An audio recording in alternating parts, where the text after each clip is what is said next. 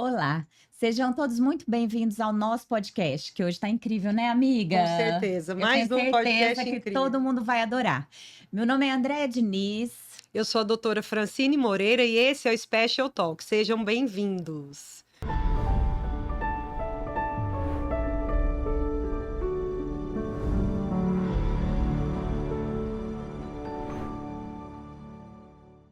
Hoje nós estamos recebendo uma convidada muito especial, que eu tenho a honra de dizer que é minha amiga.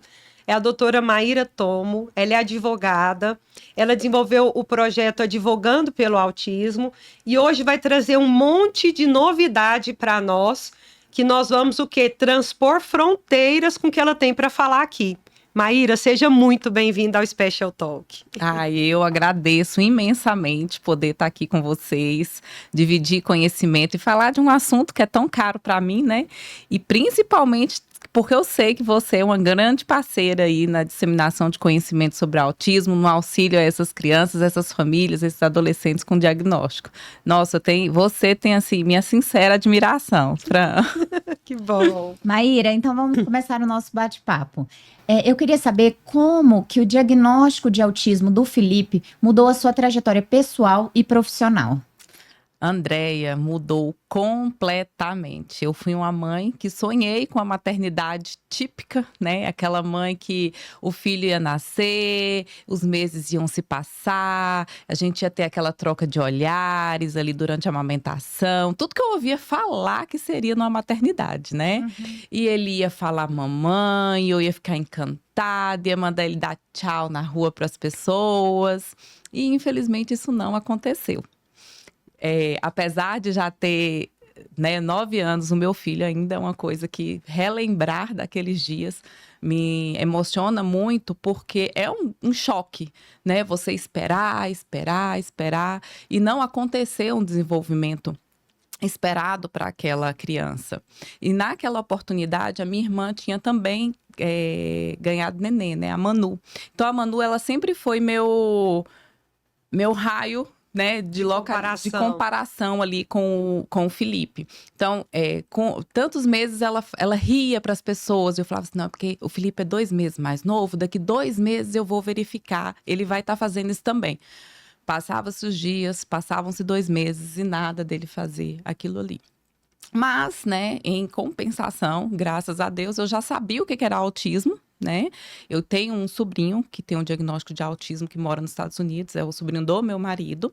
Então, na época do diagnóstico dele, ele é 2 anos mais velho que o Felipe, eu já conheci um pouco sobre essas características, sobre esses sinais, né? O que foi ligando aí o meu alerta, né? A cada mês que ele também não fazia alguma coisa, me sinalizava que era um atraso no desenvolvimento dele. Então, eu conseguia. O choque ia ficando maior, né? Ele não fazia as coisas e eu sabia que se aproximava de eu ter um diagnóstico de autismo. E quando eu busquei um médico, que eu consegui achar um médico aqui em Goiânia, né? Porque na época, a gente está falando de 7 anos atrás, quando essas informações não eram simples. Eu fiquei. O diagnóstico do Felipe ele também não foi rápido. Né, apesar do meu conhecimento, porque eu não consegui encontrar qual que era o médico que pudesse dar esse diagnóstico. Eu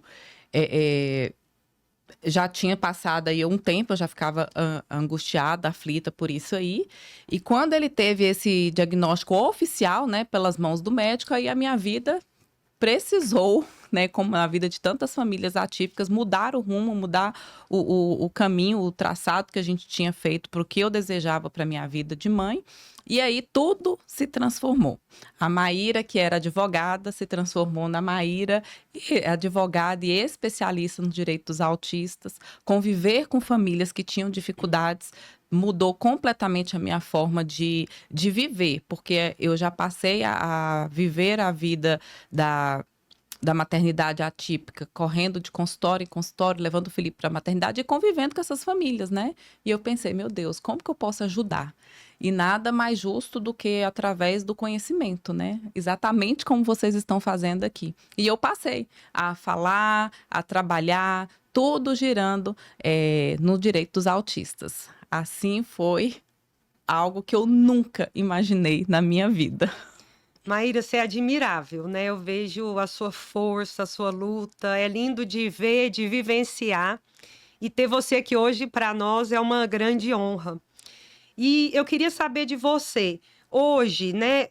Você acha que eu vejo você tem um papel, você, a Letícia, a gente vê, tem outra, a Tatiana Takeda, várias advogadas que se mobilizam pela causa, tem um papel essencial, né? Conscientizando as pessoas sobre o direito das pessoas autistas.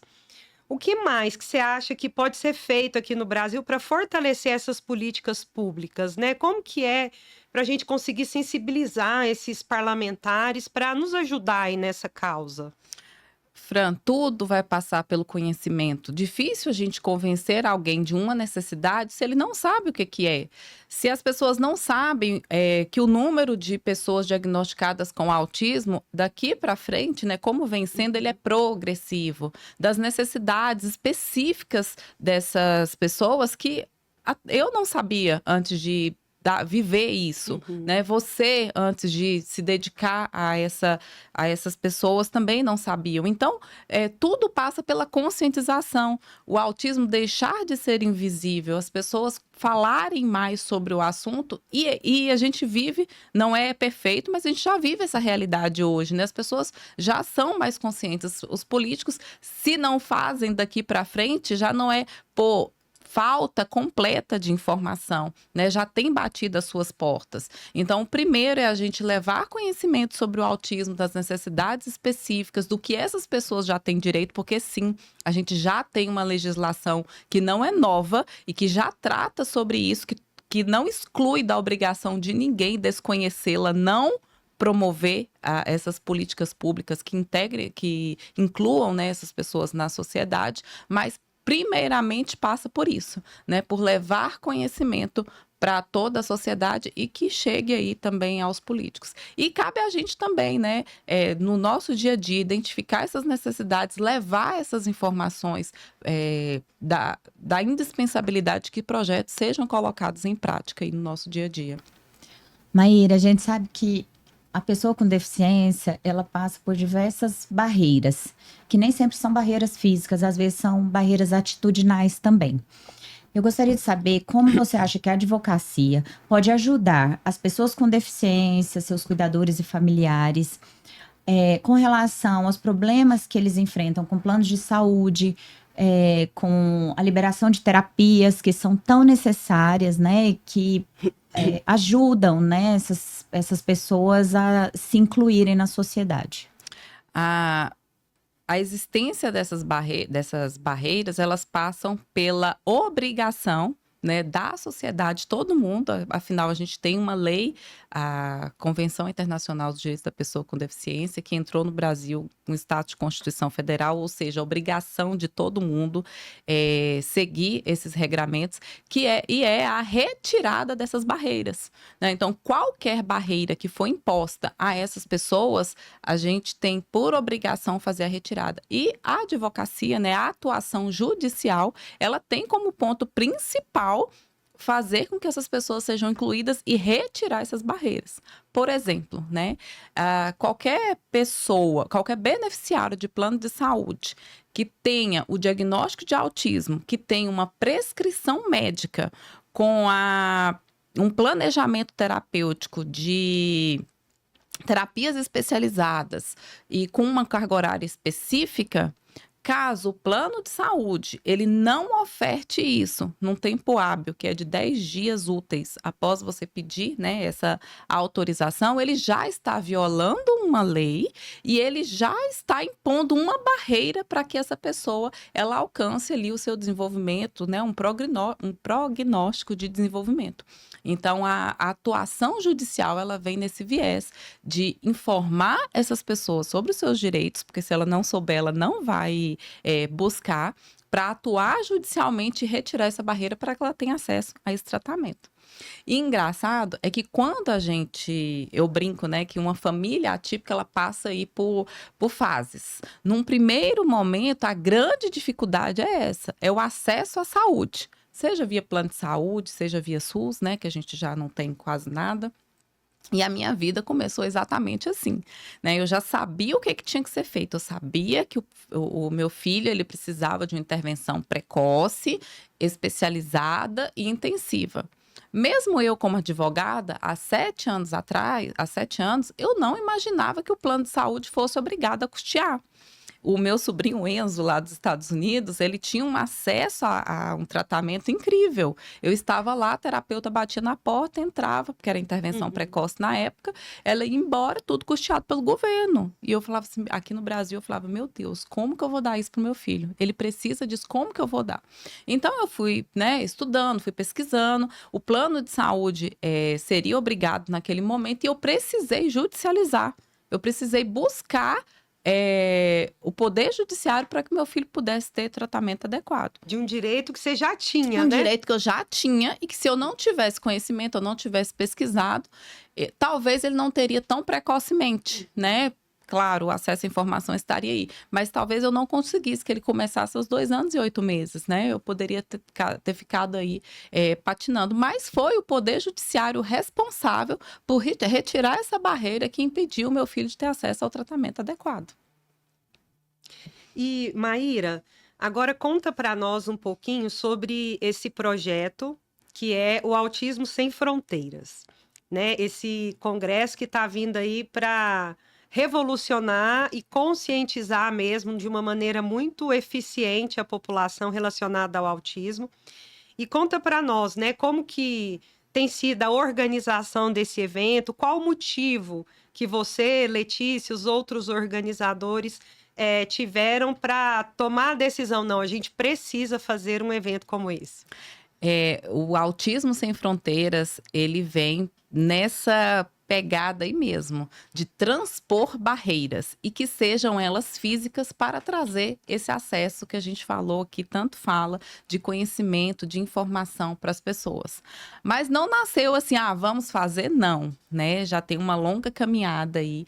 A doutora Letícia, ela é idealizadora das Mães em Movimento pelo Autismo, uma associação que tem a sigla MMA, e não é diferente, mesmo, é de né? lutar mesmo, né? Tudo começou com a gente lá na porta do STJ, lutando para que a gente, o Brasil, né? Todos os usuários de plano de saúde do Brasil, seja de autismo ou de qualquer outra, algum outro diagnóstico, pudesse ter acesso amplo aos tratamentos ofertados pelos planos de saúde. Naquela oportunidade, a gente já iniciou uma batalha que foi incansável para a gente. A gente dormiu na porta do STJ para que a gente pudesse, até o último suspiro, lutar para que os direitos ao tratamento adequado ele fosse salvaguardado pelo judiciário. Naquela oportunidade, a gente não teve sucesso. Então, a gente foi para o Congresso Nacional, dentro da Câmara, dentro do Senado, lutar para que uma lei pudesse nascer e que esse tratamento fosse salvaguardado.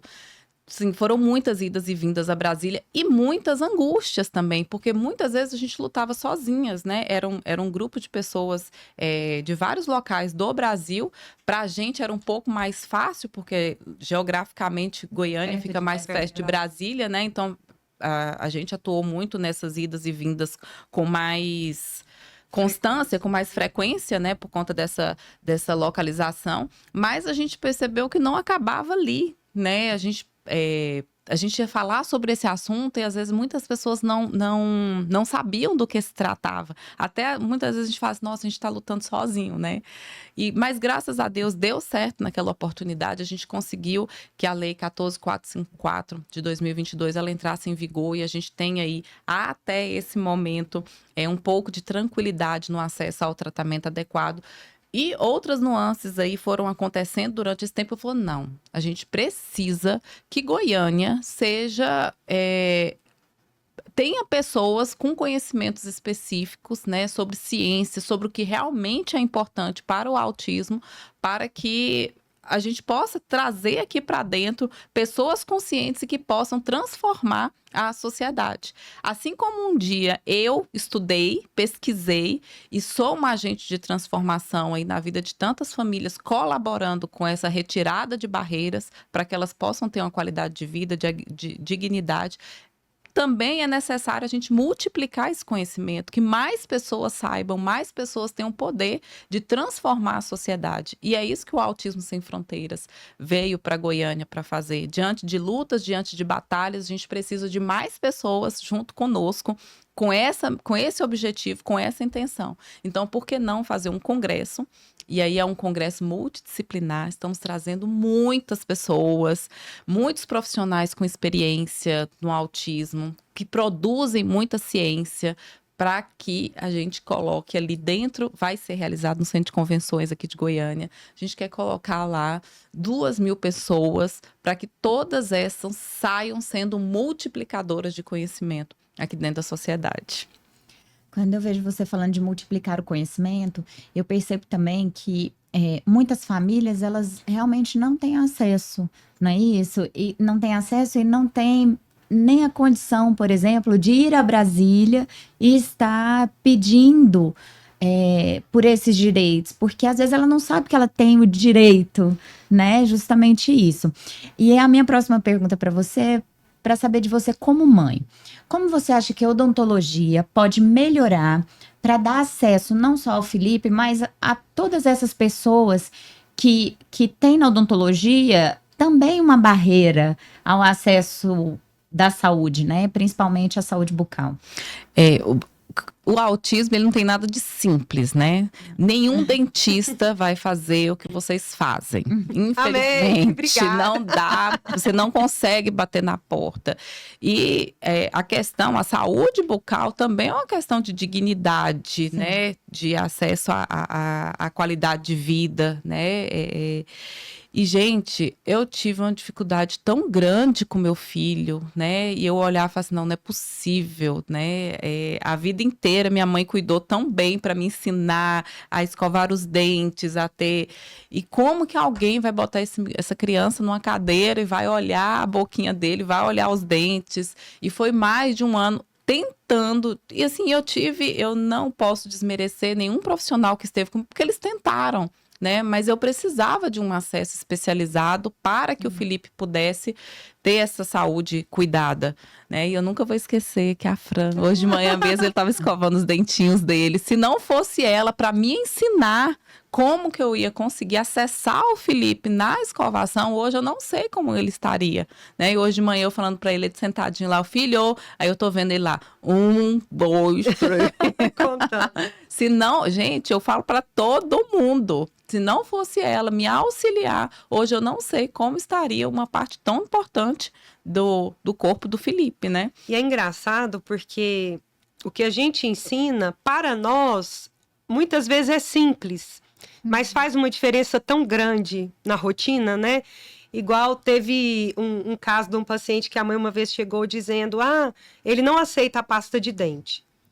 Aí eu falei, mas vamos tentar, porque a pasta é importante, né? Ela aplica flúor, previne cárie, então a gente tem que incorporar isso na rotina. E aí eu fui tentar escovar os dentes e o menino saiu cuspindo em tudo quanto é lugar, mas depois ele abria a boca de novo. Eu falei, já sei. Ele aceita escovar um pouco, cuspir, a gente retoma, ele tem essa necessidade de colocar para fora. E aí eu fui orientar a mãe, falei, você vai escovar os dentes dele em frente a uma pia, deixa ele cuspir quantas vezes for necessário, introduz a contagem para ele entender que na hora que chegar no 10 ele vai poder cuspir. E assim ela conseguiu introduzir. Na hora que a gente fala, nossa, é tão óbvio, né? Deixa o menino cuspir. Não. É óbvio para nós, profissionais.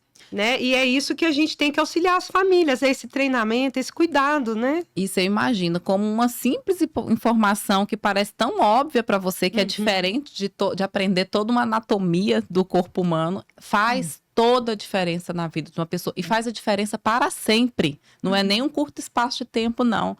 Né? A primeira vez que a gente se encontrou tem 3 anos? Provavelmente 3, 4 anos. 3 a 4 anos, né? É algo que faz diferença na minha vida todos os dias. Eu lembro de você todos os dias na qualidade que você me ofertou, que era simples, né? E muitas vezes essas famílias só precisam disso.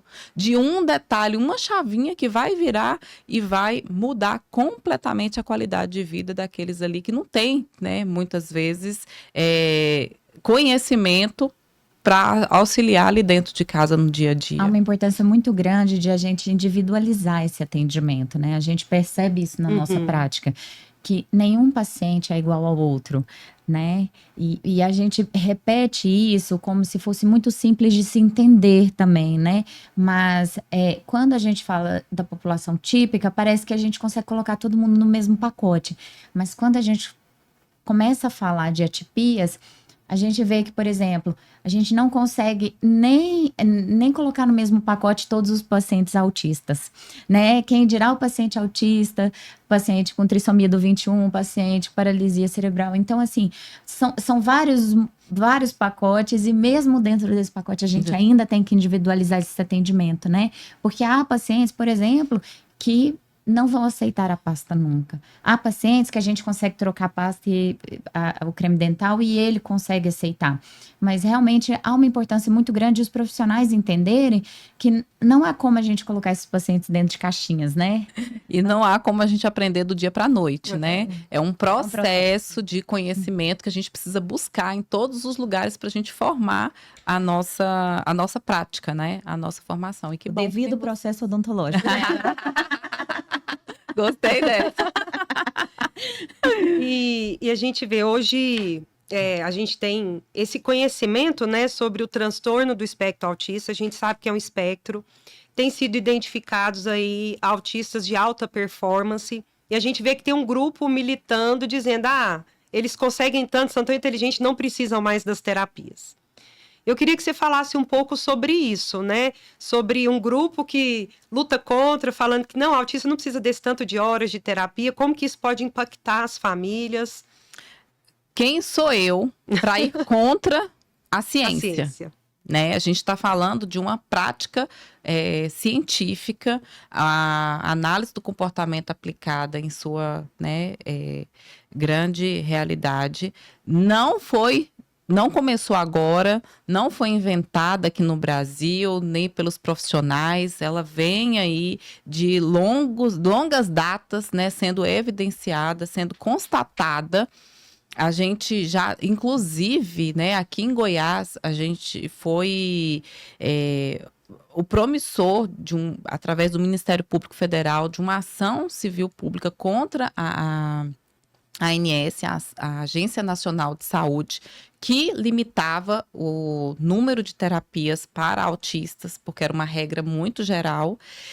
Nessa ação civil pública, o Ministério Público pesquisou demais, teve acesso a vários profissionais, trouxe muitos artigos, né? Constatou-se tanto que foi julgado, a ANS ela foi obrigada a retirar limites de acesso a número de terapia, a carga horária terapêutica, justamente porque, né, ficou evidenciado que pessoas com diagnóstico de autismo, quanto mais intenso essas aplicações terapêuticas, vai se obter um resultado. O prognóstico ele só vai ser possível com essa intensidade, até porque, gente, todo mundo sabe, é tão óbvio, né? Qualquer criança, ela é capaz de aprender quando você ensina repetidas vezes, em razão da neuroplasticidade cerebral dessa criança.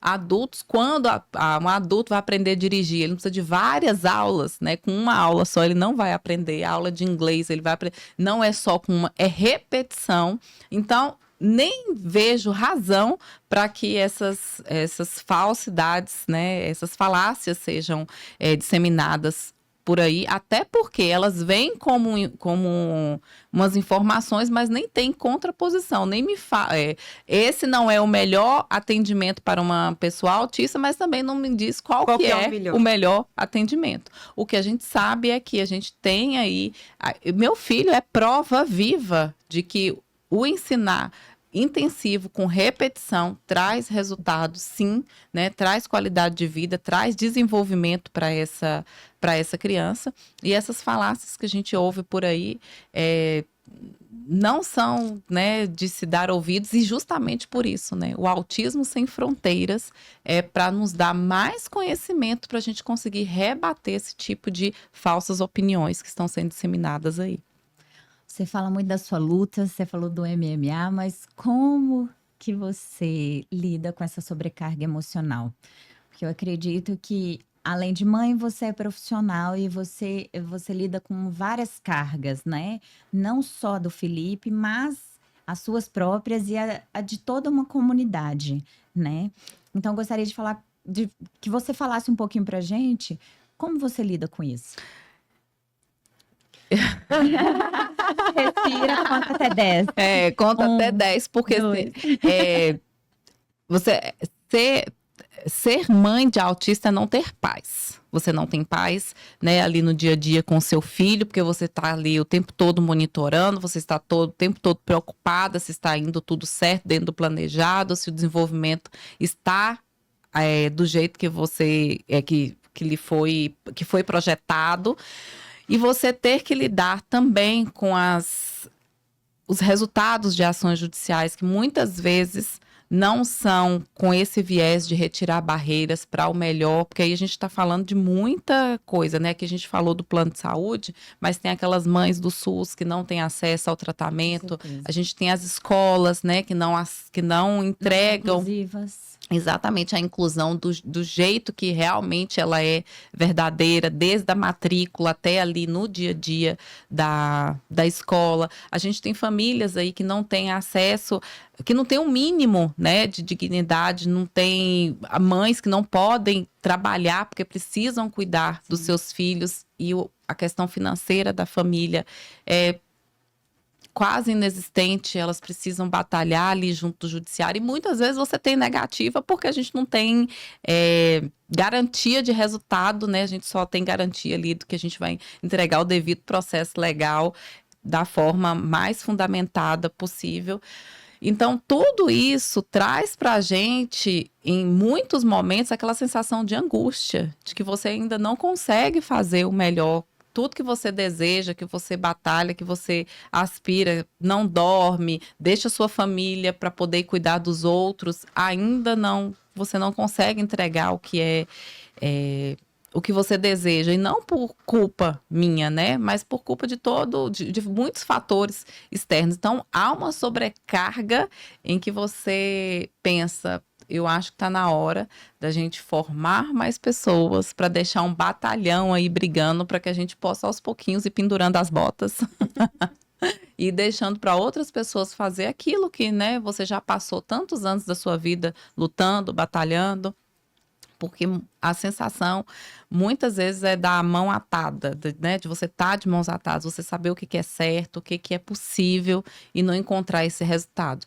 Então, sim, a gente fica muito constrangida diante das pessoas que poderiam ter o acesso àquele tratamento e não conseguem. Muitas vezes eu ouço assim, Maíra, mas não é lei? Eu falo, é lei, mas essa lei só vai ser aplicada, né, pelo Poder Judiciário. Mas e por que ele não aplicou? Porque a gente não tem poder sobre tudo, a gente tem um outro ser humano ali cheio de convicções, de regras, de ideias, que na hora dele fazer a ponderação, ele não entendeu por isso. Pode recorrer, mas nunca está nas nossas mãos. Eu queria muito poder fazer tudo, resolver tudo e entregar o que é certo para cada família. Mas essa sobrecarga diante de tantas batalhas, né? Você resolve uma, começa outra, resolve uma, começa outra. E isso vai deixando a gente muito angustiado, muito cansado, né? E por isso que ter mais pessoas, né, falando sobre o assunto, estando junto conosco, um episódio como esse aqui já é, assim, uma grande diferença na vida de cada pessoa que vai ouvir. Essa pessoa, ela também vai ser uma outra que vai disseminar, e a gente é uma replicadora, e essa multiplicação de sermos sempre um agente de transformação. A gente precisa juntar mais pessoas para que isso não fique sobrecarregado, né? Só com a Maíra, só com a Francine, só com a Andréia. Eu sei que vocês têm grandes projetos aí, porque a gente precisa que vários agentes se transformem para que possam transformar também a sociedade. Eu ouvi uma coisa muito interessante agora, recentemente, num congresso de odontologia em São Paulo, que um dos palestrantes, ele falou, estamos pedindo pelas pessoas que são vulneráveis, sim, mas são mais vulneráveis porque elas não conseguem nem pedir.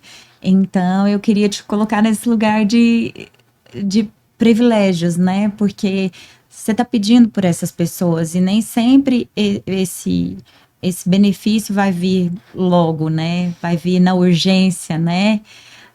que a gente precisa que aconteça. Às vezes não vem a tempo para muitas pessoas, mas virá a tempo para o Felipe, né? Que tem uma mãe ativa, que tem uma mãe que consegue pedir por ele e que vai deixar o mundo melhor para ele também, né? Para as nossas crianças. Então, eu queria te parabenizar também. Eu brinco que, assim, quando é uma luta que, às vezes, eu chamo até de egoísta, né? Às vezes eu acho até que eu estou fazendo pelo outro, mas, na verdade, eu estou programando, transformando uma sociedade que meu filho vai viver, Sim. né? Que ele esteja bem acolhido, que ele esteja bem incluído. E lá no MMA, né, na nossa associação, a gente lida com várias mães que não têm acesso que não tem muitos acessos, né? E é tão bonito você ver cada uma delas, né, ao final de um espaço de tempo empoderadas, sabe? Fazendo também como nós ensinamos ela, mas não era a intenção ensinar, era ajudar mesmo, era resolver o problema, mas elas foram ali vendo, modelando, e hoje nossa, tem mães assim, que andam conosco que, sabe, eu tenho tanto orgulho delas, porque é essa soma, né, de pessoas fazendo o melhor que vai deixar para o meu filho uma sociedade que ele vai poder crescer, estudar em paz, trabalhar em paz, poder casar, né? Quem sabe aí, e ter os filhos dele. Mas é isso, é a gente plantar uma sementinha para que o meu filho possa colher também. Maíra, então traz para nós mais informações sobre o Autismo Sem Fronteiras. Conta um pouquinho para nós quando vai ser, local, os palestrantes. Eu já fiquei encantada com a programação e quero falar aqui de primeira mão que o Instituto de Odontologia Especial, né, que é a nossa empresa, é um dos apoiadores do evento. A gente não podia ficar de fora do Autismo Sem Fronteiras. Então, fala um pouquinho sobre esse evento. Eu estou muito feliz que vocês super entenderam, né, a necessidade de estar aí conosco de mãos dadas nesse processo de conhecimento. O Congresso Autismo Sem Fronteiras vai acontecer nos dias 26 e 27 de abril. E agora a gente já tem o nosso local, que é o Centro de Convenções de Goiânia. O Centro de Convenções consegue acolher 2.000 pessoas e esse é o nosso público. Não pode ficar ninguém de fora. A gente programa para que todas essas pessoas estejam lá conosco. A gente vai ter grandes nomes, a gente vai trazer o Dr. Alisson Muotri, que é um cientista, pai de autista, o segundo brasileiro aí ao espaço, mas o primeiro aí ao espaço estudar sobre autismo. Imagine, né? Ele quer também trazer soluções para a vida de autistas com nível 3 de suporte. Ele vai estar contando aqui para a gente tudo que ele tem pesquisado. O doutor Carlos Gadia, que vem também de Miami, né, um médico com vasta experiência, está ali de perto, né, com a intervenção para o autismo durante muitos anos. A gente vai trazer uma mãe, a Fátima De Quant, ela vem da Holanda, né, ela é uma jornalista que tem uma história, assim, de vida com o filho dela, que né, ela conseguiu... É um verdadeiro MMA, né? Sim. Né, o filho dela saiu do nível 3 de suporte para o nível 1 de suporte. Ela vem contar pra gente como é possível, né, isso. E vários outros profissionais. O Nicolas Brito, que é um autista, né, que já está adulto. Eu falo, gente, mas eu conheci o Nicolas, ele era novinho agora. Há 7 anos atrás, o Nicolas já está um jovem, né, que vem contar sobre a trajetória dele, os pais dele vão vir, eles têm uma apresentação. Nossa, eu sou apaixonada na apresentação. Eles fazem uma apresentação, os 3 juntos, que é assim, formidável. E vários outros nomes, né, que vai trazer pra gente ciência, né, vai trazer as maiores atualizações científicas sobre o autismo aqui para Goiânia. Antes disso, a gente tinha que se deslocar para o Rio de Janeiro, para São Paulo, né, onde os grandes eventos sobre autismo acontecem. Então, a gente vai ter aqui a poucos metros de distância essa possibilidade de acessar todos esses profissionais, colher o máximo de informação, transformar essa sua formação especializada para levar para cada família que se atende e os pais também, né? Para poder se empoderar, poder cobrar, poder ter expectativa do que buscar ali no processo de desenvolvimento do seu filho. Maíra, foi um encontro super gostoso esse nosso. Eu adorei conhecer um pouco mais sobre você, sobre a sua família. Eu adorei te ouvir falar. Você é uma pessoa muito eloquente, uma pessoa muito.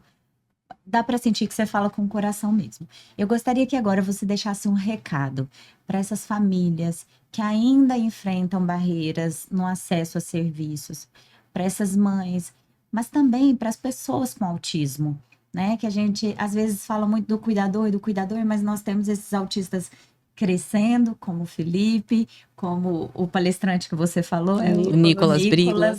Nicolas. Então, às vezes eles estão escutando a gente. Eu gostaria que você falasse, desse um recado para essas pessoas que ainda hoje passam, né, sofrem com essas barreiras.